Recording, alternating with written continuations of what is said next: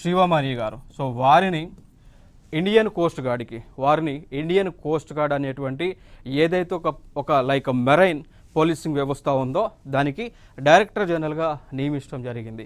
ఇదొక అంశంగా గుర్తుపెట్టుకోండి. ఇంకొక అంశం మనం చూద్దాం. ఇండియన్ కోస్ట్ గార్డ్ యొక్క హెడ్ క్వార్టర్ ఎక్కడుంది అంటే న్యూఢిల్లీలో ఉంది.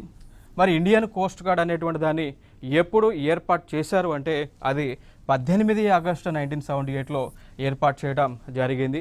ఏ చట్టము ద్వారా ఏర్పాటు చేశారు అన్నప్పుడు ద కోస్ట్ గార్డ్ యాక్ట్ 1978 ద్వారా ఏర్పాటు చేయడం జరిగింది.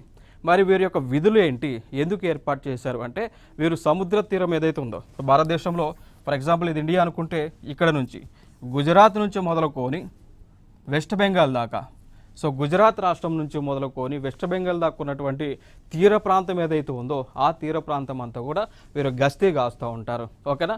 సో వీరు పెట్రోలింగ్ చేస్తూ ఉంటారు. సో తీర ప్రాంతం అంతా కూడా ఇండియన్ కోస్ట్ గార్డ్ కంట్రోల్లో ఉండటం జరుగుతూ ఉంది. Okay. So like coastal patrolling అంటాము, మెరైన్ బోర్డర్ ప్రొటెక్షన్ అంటాము, marine search and rescue operations అంటాం.